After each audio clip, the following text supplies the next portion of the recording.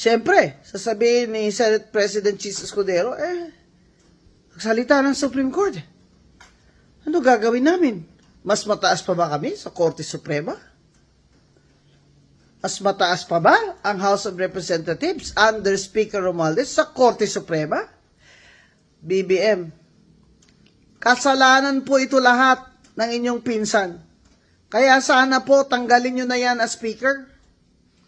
Diyan lang po nakakasama na talaga ng image niyo lalo eh.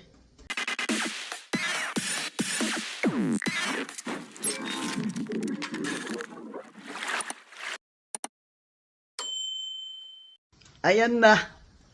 Dineclare na ng Supreme Court na unconstitutional ang impeachment complaints kay Vice President Sara Duterte. Nakasaad po kasi sa ating saligang batas, ang konstitusyon, na ang impeachable officers, kagaya ng Vice President, ay pwede lamang ma-impeach minsan, once lang, sa isang taon, bawat opisyal na impeachable.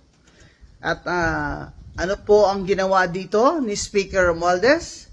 4 na complaint po ang pinagfa-file sa isang taon. Hindi lamang 2. 4 talaga. At kaya sagot ang House of Representatives at ang Speaker ng Supreme Court. Sagutin ito mga katanungan ito. Ano nangyari doon sa 3 impeachment complaint? Bakit itong pang-4, ito yung inakyat nyo doon sa Senado? Bilang itong complaint na siyang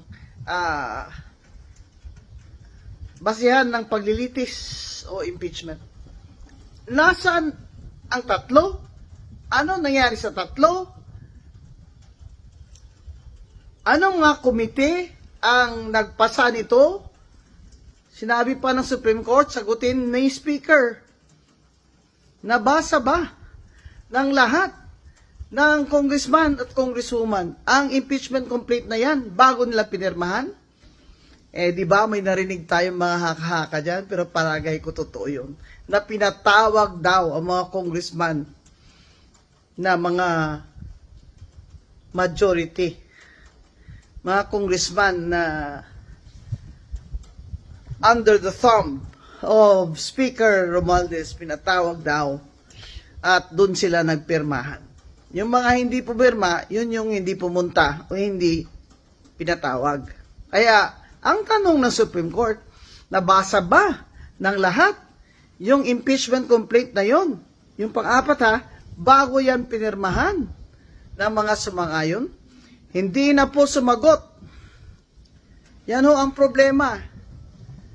Kung ating House of Representatives ay sinasabi niyang siya, ang Speaker, ay hindi po niya sasagutin ang Supreme Court. Abay, ngayon ka lang makakita ng sabi democratic na bansa na ang House of Representatives ay ayong sumagot sa Supreme Court. Sa Amerika na. Pag pinapasagot ng Supreme Court, sasagot talaga lahat ng mga opisyalis ng gobyerno. Aba ito, talagang saksakan na talaga ang kapangyarihan ni Speaker Romualdez sa ilalim ng administrasyon ng kanyang pinsan, ni President BBM. Ito ay isang dagok na naman, hindi lamang dagok ito. Saksak ito sa dibdib ni BBM ang ginawa ng pinsan niyang Speaker of the House.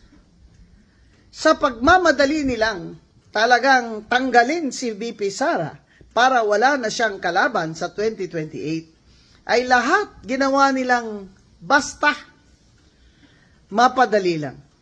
Kaya ngayon, sasabihin pa ba niya ni Speaker na hindi siya sang-ayon at hindi sila papayag?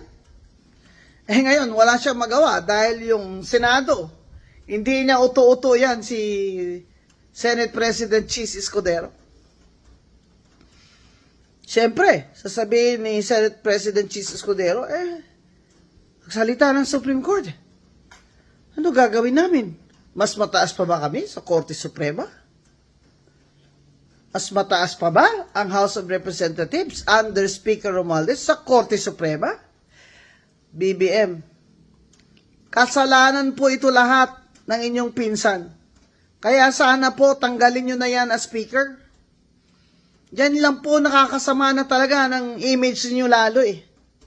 Kasi lahat ng ginawa niya, simula pa dun sa budget na institutionalize na yung lahat ng mga ayuda dun na ginawa nilang